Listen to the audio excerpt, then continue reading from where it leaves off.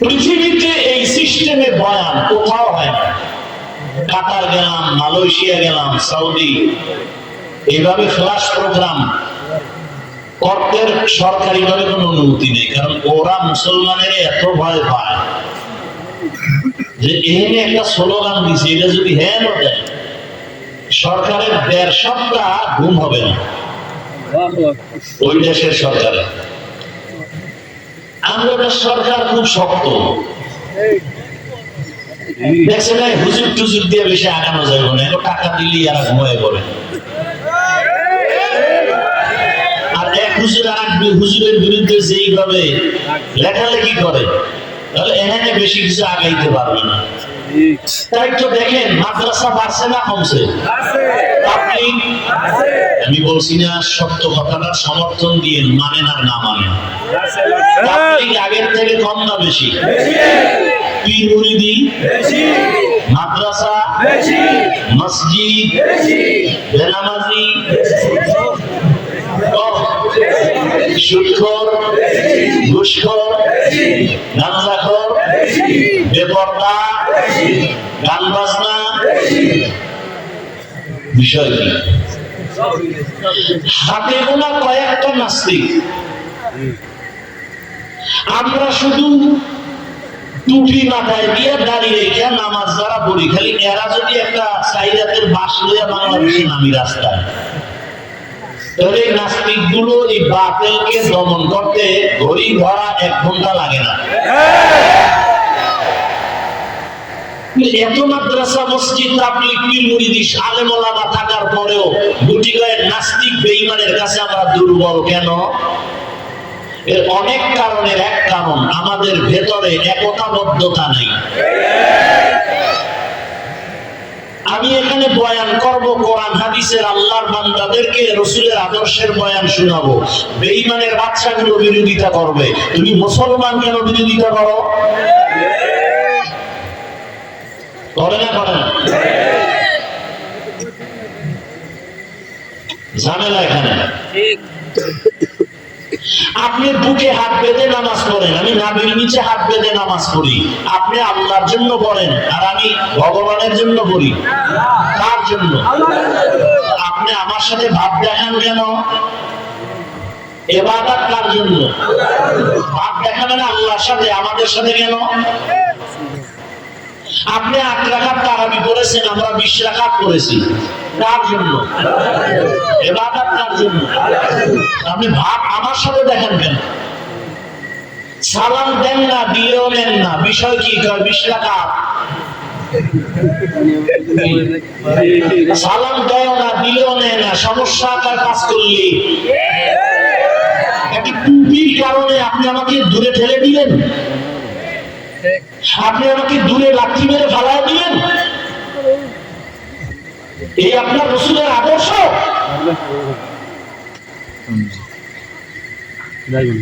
কি আশ্চর্য! অথচ আজও যদি আমরা ওলামায়ে কেরাম এক হাতে হাত লাগায় ময়দানে থাকি, বাংলাদেশের জমিনে কোন বেঈমান নাস্তিক বাতিল চোখ উপর করে কথা বলতে পারবে না, সাহস পাবে।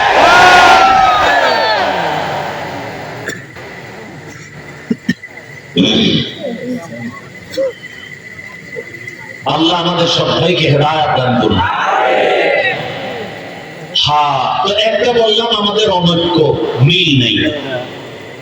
কি মিল আছে? আমি মাঝে মাঝে বলি আগে ঝগড়া ছিল ইসলাম নিয়া, ধর্ম নিয়া, দূরত্ব ছিল, তর্ক বিতর্ক ছিল মসজিদের বাইরে, এখন এটা একটু উন্নত হয়ে ঢুকছে ভিতরে, মসজিদের ভিতরে না, ভিতরে ঢুকে গেছে। আপনি জোরে আমিন বলবেন, আমি আস্তে বলি, সমস্যাটা কি? আপনি হাদিস পড়ে পড়তেছেন, আমিও হাদিস অনুযায়ী আমল করতেছি, আমরা মাযহাব অনুযায়ী করি। আপনি মাযহাব মানেন ঠিক, কিন্তু এটা প্রকাশ করেন না। আমি আবু হানিফাকে মানি, আপনি আরেকজনকে মানেন। আপনি মানেন না, এটা একটা মিথ্যা কথা। আপনি তো মানেন। যদি বলেন আমি বুখারী মানি, বুখারী কি আল্লাহ পাঠাইছে? মুহাম্মদ ইবনে ইসমাইল বুখারী তিনি লেখছেন না? কি আশ্চর্য কথা। তিনিও একজন মুজতাহিদ ইমাম। আপনি যদি বলেন আমি মুসলিম শরীফ মানি, তো মুসলিম শরীফ হাদিসের কিতাবটা একজন লেখছে না, তো আপনি তো ইমাম মুসলিমকে মানেন, আপনি ইমাম বুখারীকে মানেন, আপনি মানেন না কেন বলেন? কালিমাতু হাক্কিন মুরিদা বিহাল বাতিল, কথা ভালো মতলব খারাপ।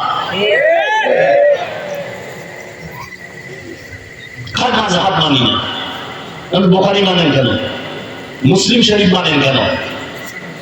তাফসীর মানেন কেন? তাফসীর তো মানুষে লেখছে, তাফসীরে কুরতুবী, তাফসীরে জালালাইন, ফাতহুর রহমান, মারিফুল কোরআন, ইবনে কাসির মানুষে লেখছে না, ফেরেশতারা লেখছে। ওলামায়ে কেরাম বলেন ফেরেশতারা লেখছে না, মানুষে লেখছে। কেন বলেন আমি কোন ব্যক্তি মানি না?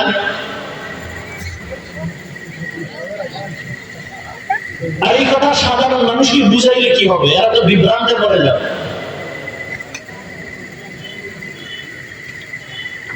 ইবাদত করেন আল্লাহর জন্য, আপনি জোরে আমিন বলেন, কোনো দ্বন্দ্ব নাই, আল্লাহর জন্য আপনি করেন। আমি আজকে বলি আল্লাহর জন্য করি, কিন্তু দূরত্ব হবে কেন?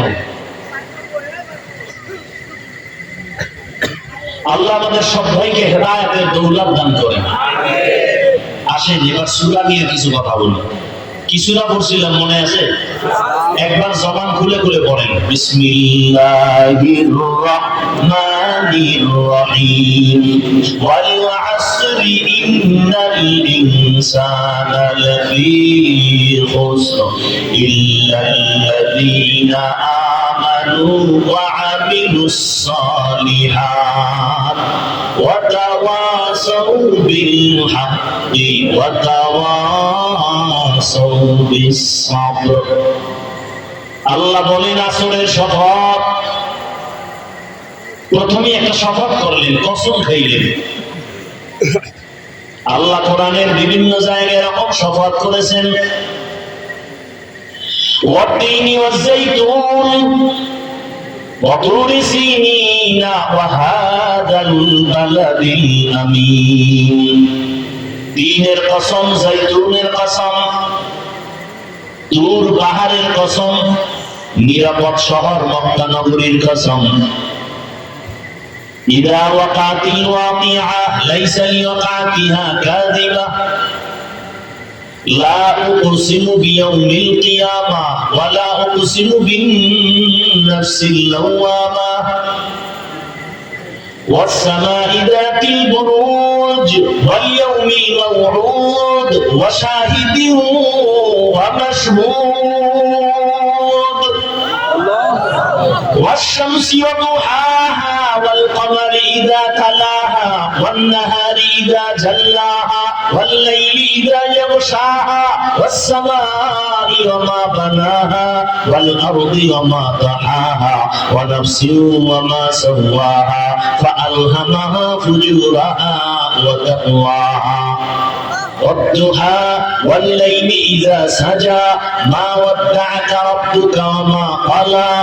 আল্লাহ আসমানের কসম করেন, জমিনের কসম, সূর্যের কসম, চন্দ্রের কসম, রাতের কসম, রাতের অন্ধকারের কসম, দিনের কসম, দিনের আলোর কসম। আল্লাহ কসম কেন করলেন? আমরাও মাঝে মাঝে কসম করি, করি না? আমরা কেন করি ভাই? কথাটা এমন, মানি না কসম। তাহলে আমরা কসম করছি কেন? সন্দেহ দূর করার জন্য। কিন্তু আল্লাহর কোরআনে সন্দেহ আছে।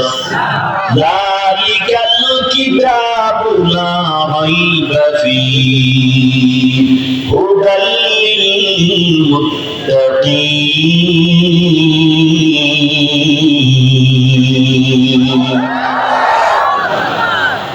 এটা এমন একটা কিতাব যার মধ্যে কোনো ভুল সন্দেহ নাই। এটা আল্লাহর কালাম, এই কথায় কোনো সন্দেহ নাই। আল্লাহর তরফ থেকে আসছে, তাতে কোনো সন্দেহ নাই। লাইসা হাদা মিন কালামিল বাশার, এটা মানুষের রচিত কোনো কিতাব না। এটা ডাইরেক্ট আল্লাহ আরশে আজিম থেকে প্রথম আসমানে, ওখান থেকে রহমতের নবীর কাছে আল্লাহ কোরআন নাজিল করেছেন। ইন্না আনজালনাহু ফি লাইলাতিল কদর। এই কোরআনের কারণে কদরের দাম বেড়ে গেল।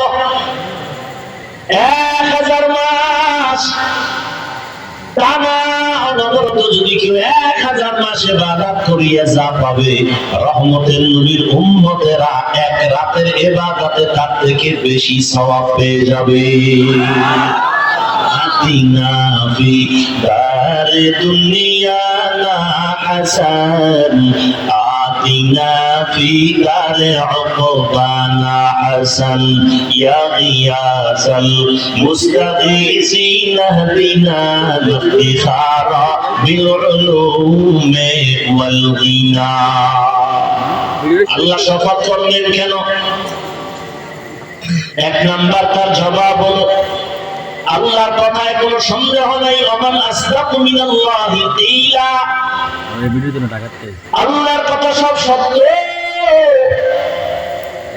সন্দেহ নাই, নাই চ্যালেঞ্জ দিয়ে দিলেন। তারপরেও বেঈমানরা ঘুমায় না। 1500 বছর পর্যন্ত আল্লাহর কোরআনের ভুল বের করার জন্য অপচেষ্টা করেছিল বহু পণ্ডিতেরা, আজও পর্যন্ত কোনো ভুল বের করতে পারে নাই, বরং বহু পণ্ডিত কালেমাওয়ালা মুসলমান হয়ে গেছে।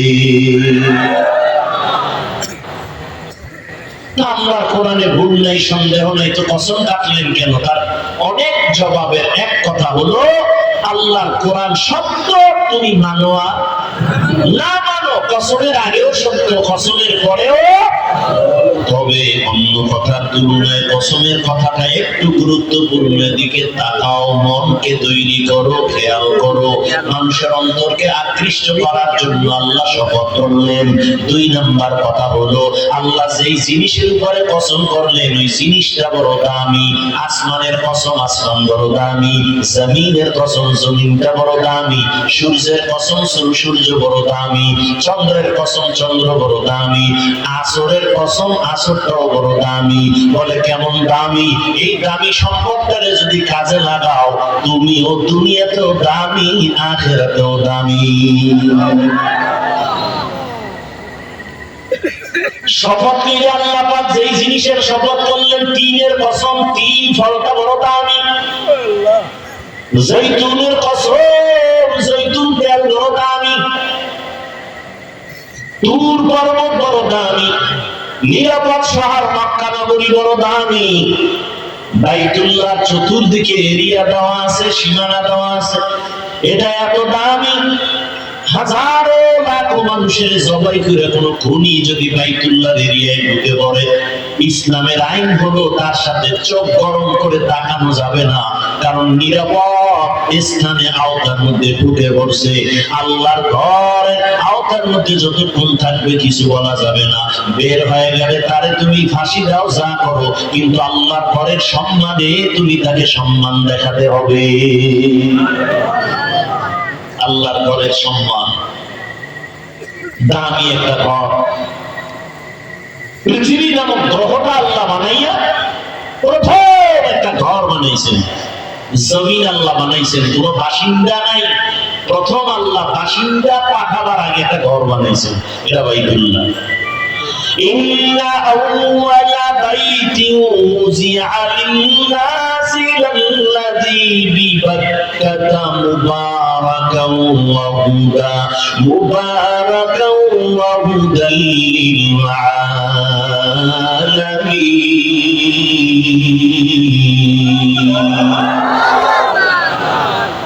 এমন একটা ঘর আল্লাহ বানাইছেন যে ঘরটা দিয়ে তাকায় থাকবেন, কিছু বলবেন না, চুপ করে তাকায় থাকবেন, অনবরত সওয়াব। আর আসতে বলবেন আল্লাহ কি আসতে বললে শুনেন না? কি আপনাদের বিশ্বাস কি আল্লাহ আসতে বললেও জোরে বলার দরকার কি? এই যুক্তি দিয়ে মাগরিবের নামাজে দাঁড়াইবেন, প্রথম 3 রাকাতের 2 রাকাতে সূরা আসতে না জোরে যুক্তি দিবেন, আল্লাহ তো আসতে বললেও শুনে, তো আজকের মাগরিবের 2 রাকাতের কেরাত আসতে হবে, জোরে হবে না। চলবে চালাকি? আল্লাহর গোলামীর বেলায় কোনো চালাকি নাই, তোমার যুক্তি চলবে না। যুক্তি দিয়া পৃথিবী আল্লাহর প্রিয় এক ইবাদত গুজার ইবলিস জাহান্নামী হয়ে গেল। যুক্তি দিয়া এই জমিনে বেশ্যা তাসলিমা জাহান্নামী হয়ে গেল, মুরতাদ হয়ে গেল। যুক্তি দিয়ে আল্লাহ হওয়া যায় না, নাস্তিক হওয়া যায়, বেঈমান হওয়া যায়। আল্লাহর ইবাদত আর গোলামির সামনে কোনো যুক্তি চলে না, কোনো যুক্তি চলবে না। বুঝে আসুক আর না আসুক, মেনে নাও, এর নাম গোলামি। আল্লাহ শফাত করলেন, আসরের শফাত, আসর বড় দামি এক সম্পদ। এরপরে যে কথাগুলো বলবেন, এই কথাগুলো বড় দামি। আল্লাহ কি বলেন? ইন্নাল ইনসানা লাফি খুসর। দেখেন, খেয়াল করে, কসম খাইছেন, কথাটা মজবুত হয়েছে না? কি আবার তাকিদ দিছেন ইন্না, আবার তাকিদ দিছেন লাফি, লাম তাকিদ দিয়া কি কয়? সব মানুষ জাহান্নামী। আল ইনসান আলিফ লামে ইস্তিগরাকি, সব মানুষ জাহান্নামী, একটা শব্দ এর থেকে বাদ নাই। ছোট বড়, ধনী গরিব, আলেম গায়রে আলেম, আমেরিকার লন্ডন, লেবানন, সব দুনিয়ার মানুষগুলো জাহান্নামী, জাহান্নামী, জাহান্নামী। কসম খাইয়া কয়, বিশ্বাস না করে উপায় নাই। একটা কসম খাইয়া সিল লাগায় দিলেন, আবার ইন্না বলে আরেকটা তাকিদ দিলেন, আবার লাফি লাম তাকিদ দিয়ে আবার মজবুত করে বলেন, সব মানুষগুলো জাহান্নামী। ঘোষণা কার? সত্য, সন্দেহ করা যাবে? কসম খাইয়া দিয়েছে, দুইটা তাকিদ দিছে, এরপর সন্দেহ করা যাবে? তাহলে আর ওয়াজ শুনে লাভ কি? আল্লাহ কসম খাইয়া সব মানুষ জাহান্নামে যাবে। আল্লাহ আসর ইন্নাল ইনসানা লাফি খুসর। আল্লাহর ওয়াদা সত্য, কসম খাইয়া বলছে। তার নামাজ রোজা করে লাভ কি? আল্লাহ কয়, এই বোকা, কথা তো এখনো সামনে বাকি আছে। কথা শেষ? হ্যাঁ, ভালো করে বুঝেন। আল্লাহ বলেন সব মানুষগুলো জাহান্নামে যাবে, ইল্লা, কিন্তু নামের ব্রেক লাগায় দিয়েছেন। সাবধান, কিন্তু নামের ব্রেক লাগানো আছে। সব মানুষগুলো জাহান্নামে যাবে, কিন্তু 4 গুণওয়ালা মানুষ জাহান্নামে যাবে না। 4 গুণওয়ালারা বিনা হিসাবে জান্নাতি। কিন্তু আছে না নাই? ওদিকে আমগো নবী খুব দয়াময়, খুব দয়াময়। নবী কি কয়? ওই যে হাদিস শুনাইল, সব উম্মতরা জান্নাতি। আল্লাহ আগে ঢুকাইছে জাহান্নামে, আমরা বাইর করছে 4টা গুণওয়ালারা বাইর। নবী সবকিছু জান্নাতে ঢুকাইছে। কুল্লু উম্মতি ইয়াদখুলুনাল জান্নাতা ইল্লা মান আবা। সব উম্মত জান্নাতে ঢুকো। এরপর এই খাড়া খাড়া খাড়া খাড়া, তোর দাড়ি নেই কেন, টুপি নেই কেন, নামাজ নাই কেন, তুই বের হ। যারা আমারে মানবি না, তারা জান্নাতে পিঠা ছাড়া ঢুকতে পারবি না। ও নবীর উম্মতেরা,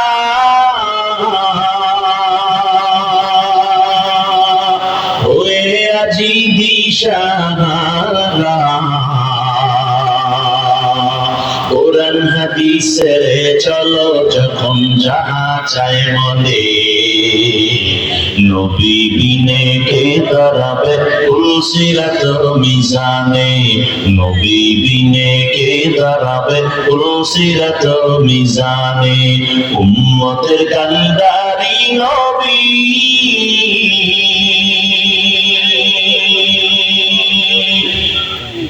কাঁদেছেন উম্মতের লাগি,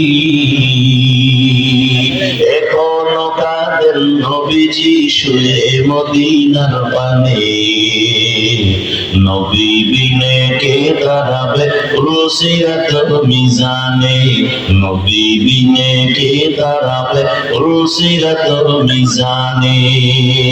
জান্নাতে যেতে চান তো ইনশাআল্লাহ? নবীর বিরোধিতা কইরা না, নবীর আদর্শ নই না? এলাকার মুসলমান যুবক, ও পর্দার আড়ালের আম্মা জানেরা, বৃদ্ধ বাবাজিরা, জীবন তার কোনো দাম নাই, দুনিয়া নামক গ্রহে তার কোনো দাম নাই। قال النبي صلى الله عليه وآله وسلم الدنيا خلقت لكم وأنكم خلقتم للآخرة পয়গম্বর বলেন, এই উম্মতের দল, দুনিয়াটা তোর গোলামি করার জন্য বানাইছেন, আর আল্লাহ তোমাকে আল্লাহর গোলামির জন্য বানাইছেন। টাকা পয়সা বাড়ি গাড়ি এগুলো আমার গোলাম না, সব আমাদের গোলাম। আমরা কার গোলাম? অতএব দুনিয়া তুমি খুঁজবা না, দুনিয়া তোমারে আমারে খুঁজবে। টাকার পেছনে তুমি ঘুরবা না, টাকা তোমার আমার পেছনে ঘুরবে। সব দুনিয়া সব আমারে খুঁজবে, আর আমি আমার আল্লাহকে খুঁজবো। আমরা মুন্ড হয়ে গেছি, আমরা দুনিয়া খুঁজি, আল্লাহ আমাকে খুঁজে তোরা কইরে। ফজরে ডাক দিলাম, আসসালাতু খায়রুম মিনান নাওম, কয় এখন সময় নাই। যোহরে আল্লাহ ডাক দিলেন, হাইয়া আলাস সালাহ, কয় ব্যস্ত। আসরে আল্লাহ ডাক দিলেন, হাইয়া আলাল ফালাহ, কয় এখন আমি বড় ব্যস্ত। আল্লাহ কয়, তোরে ডাইকা ডাইকা পাই না, আমি তোরে কত মায়া করে জানি। ও বান্দা, এখন আর আমি আরশে আজিমের আমার আসিনে না, শোনে নাই।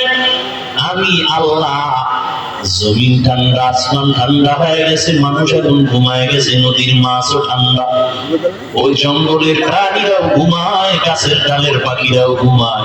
আমি মাওলার কোনো ঘুম নাই, লা তাখুযুহু সিনাতুন ওয়ালা নাওম, আমার কোনো ঘুম নাই, কোনো তন্দ্রাও নাই। আমি তোর মহব্বতে এখন প্রথম আসমানে হাজির। অতিও গভীর হয় রজনী যখন, নীরবে প্রভুর নাম জপিও তখন। প্রভুর করুণা যদি পাইবারে চাও, গভীর রাতে উঠে প্রভুর গুণগান গাও। এই কথাটা আপনারা জানেননি? আল্লাহ বান্দার কাছে আসেন প্রথম আসমানে কখন? জবাব দেন, কোন দিন? কেন আসেন? বান্দার থেকে কিছু নিতে না বান্দাকে দিতে? আপনাদের কিছু লাগে না? লাগে? ঘুমান কেন?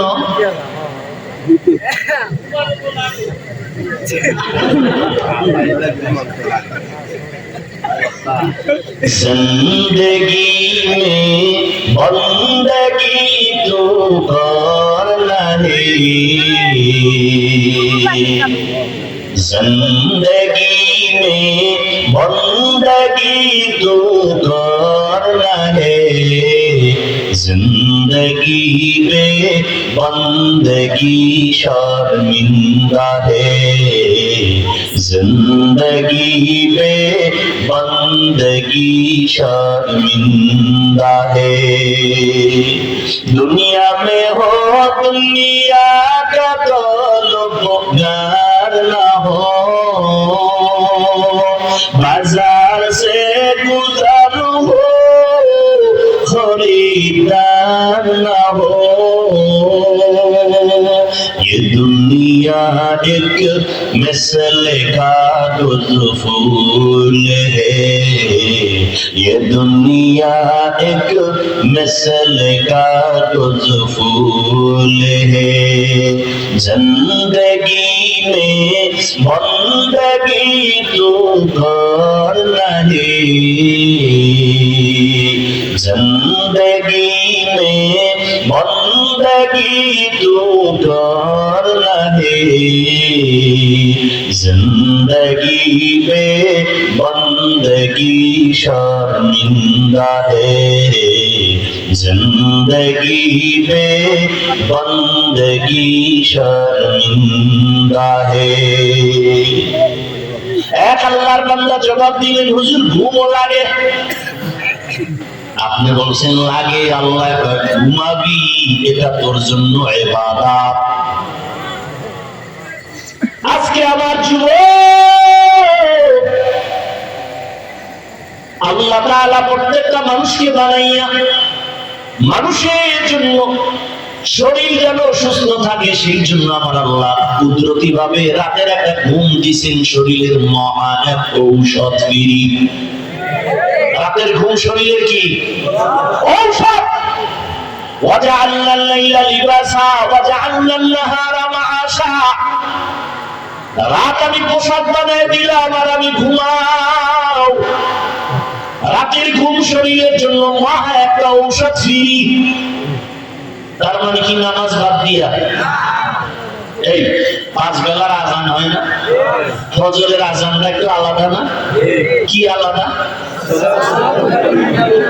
আসসালাতু খায়রুম মিনান, অর্থ কি?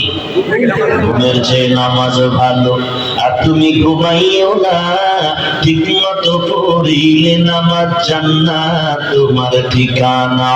পশু পাখি কীট পতঙ্গ কেউ ঘুমিয়ে রইল না, মানুষ হয়ে ঘুমিয়ে থাকা ঠিক তোমাদের হবে না। আহাতে মন কঠিন দিনেতে আল্লাহ কিন্তু ছাড়বে না, ঠিক মতো পড়িলে নামাজ জান্নাত তোমার ঠিকানা। রাতের ঘুম শরীরের জন্য মহা ঔষধ আল্লাহ দিছেন ফ্রি। ও যুবক, ফজরের আজানের সময় কেন জোহরে নাই, কেন মাগরিবে নাই, কেন এশায় নাই, কেন আসসালাতু খায়রুম মিনান নাওম, ঘুমের চেয়ে নামাজ ভালো, এ কথা মাগরিবের সময় কেন নাই, জোহরের সময় কেন নাই, আসরের সময় কেন নাই, এশার সময় নাই কেন? এশাও তো রাতের মধ্যে, মাগরিবও তো রাতের শুরু আগে, তাহলে শুধু ফজরের মধ্যে কেন? জবাব দিচ্ছি ওই আল্লাহর বান্দা। ফজরের নামাজে আল্লাহ কেন বললেন ঘুমের চেয়ে নামাজ ভালো? তার মানে সারা রাত ঘুমানো যাবে না? না, এই যুবকেরা জীবনভর সারা রাত মোবাইল হাতে নিয়ে আকাম করে কবিরা গুনাহ করে করে রাত কাটাইয়া চেহারাটারে নষ্ট করছো, যৌবন নষ্ট করলি। আজকে গুগলে সার্চ দিবি রাতের ঘুম শরীরের ঔষধ, তবে কোন অংশ? চিকিৎসা বিজ্ঞানীরা থিওরি আবিষ্কার করে বলেছে রাতের ঘুম শরীরের মহা ঔষধ, তবে শেষ রাতের ঘুম শরীরের জন্য ক্ষতি, প্রথম রাতের ঘুম শরীরের জন্য ক্ষতি, মধ্য রাতের ঘুম শরীরের মহা ঔষধ। ওই রাত্রে ভোর রাত্রে ঘুমাবি না, ওই সময় ওঠ, তোর মালিক তোর দরজায় হাজির, তুই ঘুমাও কেন? আমার শিক্ষক যদি, আমার পীর সাহেব যদি ঘুমের ঘরে আমার দরজায় এসে নক করে, হাফিজুর রহমান ঘুমাওনি? কে? তোর পীর সাহেব আসছি, তোর শিক্ষক আসছি। বেয়াদব সারা কেউ ঘুমাইয়া থাকতে পারে না। আমার উস্তাদ এসে এই রাত্রে কেন? তোর জন্য হাদিয়া নিয়ে এসেছি। হুজুর ডেইলি আইয়েন, ঘুমের গুল্লি মারি, হাদিয়া দরকার। আল্লাহ কয় বান্দা, আমি তোরে কত আদর করে বানাইছি, আমি এত সুন্দর মায়া করে একজন ফেরেশতাও বানাই নাই, আমি এমন আদর করে একটা জিনও বানাই নাই, আমি কোন প্রাণী বানাই নাই। আমি আল্লাহ তোদের এত মায়া করে বানাইছি, আমি চাই না তুই জাহান্নামের আগুনে গিয়া জ্বলবি। আমি তোরে এত দুর্বল করে বানাইছি, অখলিকাল ইনসানু যায়ীফা। ও বান্দা, আমি সূর্য বানাইছি বড় কঠিন, 1 সেকেন্ডের তাপ তোর শরীর সহ্য করে নিতে পারবে না। জাহান্নামের আগুন আরো কঠিন, 1 সেকেন্ডের জন্য বরদাস্ত করতে পারবি না। ওরে বান্দা, দুনিয়াতে পাঠাইছি, শয়তানও পিছনে লাগাই দিছি, তোরে ধোঁকা দিবে, তুই গুনার আকর্ষণ তোরে ধরাই দিবে, আর তুই গুনার মজা পাইয়া হঠাৎ করে সাজার ভয়ে গুনাহ ছাইরা দিবি, তওবা করবি, তখন আমি তোর সম্মানটা ফেরেশতার থেকে বাড়ায় দিব। তওবা করে আমার কাছে মাপ চাবি। এলাকার একটা যুবক অন্যায় করছে, 5টা অন্যায়ের কারণে 5 ধারায় 5টা মামলা হয়ে গেছে কোর্টের ভিতরে। 5 মামলার জন্য ধারা 5টা, তারিখ 5টা, বিচারক রায় দেয় 5 ধরনের। ঠিক নেই? আমার মাওলা কেমন দয়ার মালিক, জিনা করছো, চুরি করছো, মিথ্যা বলছো, অন্যের হক নষ্ট করছো, কত হাজার ধারায় অন্যায় করছো। হাজার ধারায় অন্যায় করার পরে আমার আল্লাহ তোরে আলাদা তারিখ দেয় না, এই টাইমে আয়, এই সময় আসবি, এই মামলার এই রায়। আল্লাহ কয় না, তুই গুনাহ করতে করতে করতে করতে বড় পাহাড় বানায় ফেলছো। আমার দরজায় এসে তুই যখন মনে চাইস একবার আল্লাহ বলে ডাক দিয়ে যদি বলো, আল্লাহ আমি ধারা টারা বুঝি না, অন্যায় করে ফেলছি, শয়তানের ধোকায় মাফ করে দাও, আমিও ধারা টারা দেখবো না, তুই একবার আল্লাহ কয় ডাক দিবি, তোর জীবনের সব গুনাহগুলো মাফ করে দিব। ওরে আল্লাহর গোলাম, আসরের শপথ করে বলেন সব মানুষ জাহান্নামে যাবে, তবে 4 গুণওয়ালা মানুষ জান্নাতে যাবে। 1 নম্বর গুণের নাম ঈমান, দ্বিতীয় গুণের নাম হলো নেক আমল। যারা ঈমান আনবে, নেক আমল করবে, তারা জাহান্নামে যাবে না।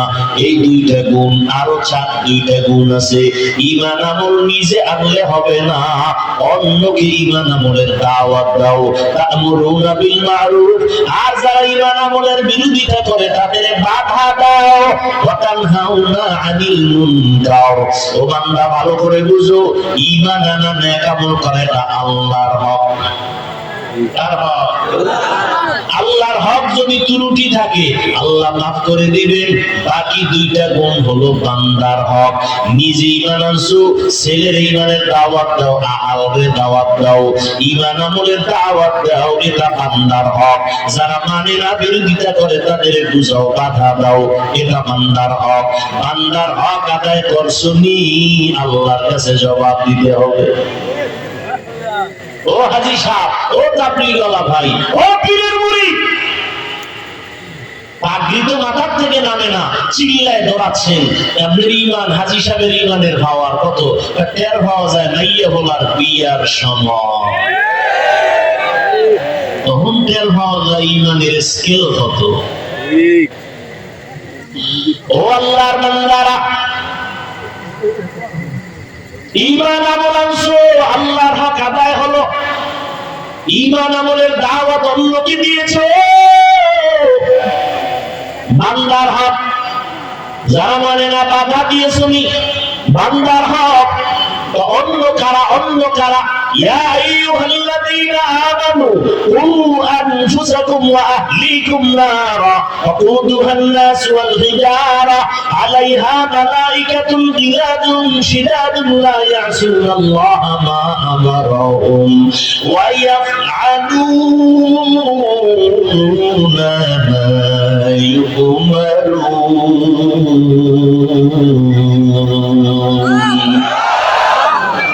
আল্লাহ বলেন, ও মুমিনেরা, জাহান্নামের আগুন থেকে নিজেকে বাঁচাও। এতটুকু শেষ না, তোমার আহালকেও বাঁচাও। মা বাবা, আপনার আহাল আপনার সন্তান, ও স্বামী আপনার আহাল আপনার স্ত্রী, ও স্বামী জাহান্নাম থেকে নিজেকে বাঁচাও, তোমার আহাল স্ত্রীকেও বাঁচাও। ও আব্বা আম্মা, জাহান্নাম থেকে নিজেকে বাঁচান, আপনার আহাল সন্তানেরও বাঁচান। ও ইমাম সাহেব, আপনাকে জাহান্নাম থেকে বাঁচাবেন, আপনার আহাল মসজিদের মুসল্লি তাদেরকেও জাহান্নাম থেকে বাঁচাবেন। ও মিম্বার সাহেব, আপনি জাহান্নাম থেকে বাঁচবেন, ওয়াদের মুসল্লি মানুষগুলোকে আপনার আহাল হিসাবে তাদেরও বাঁচাবেন। চেয়ারম্যান সাহেব, আপনিও জাহান্নামের আগুন থেকে বাঁচবেন, আপনার আহাল ইউনিয়নবাসীকেও জাহান্নামের আগুন থেকে বাঁচাবেন। ও সরকার বাহাদুর, আপনি জাহান্নাম থেকে বাঁচবেন, আপনার দেশবাসীকেও জাহান্নাম থেকে বাঁচাবেন। ও ওলামায়ে আহলে হক, আপনারাও জাহান্নামের আগুন থেকে বাঁচেন, উম্মতকেও বাঁচানোর জন্য চেষ্টা করবেন। জাহান্নামের আগুন থেকে বাঁচাইতে হবে। আমি ঈমান আনছি, নেক আমল করি, হবে না। আরো 2টা গুণ বান্দার হক, অন্যরে দাওয়াত দেওয়া লাগবে। ও হাজী সাহেব, আপনি নামাজ পড়েন, আপনার মাইয়া নামাজ পড়েনি, আপনার ছেলে নামাজ পড়েনি। ও স্বামী, আপনি পর্দা করেন, আপনার স্ত্রী পর্দা করেনি। কিয়ামতের ময়দানে আল্লাহর আসামির কাঠগড়ায় দাঁড়ায় জবাব দিতে হবে, পালাবার কোনো রাস্তা নাই।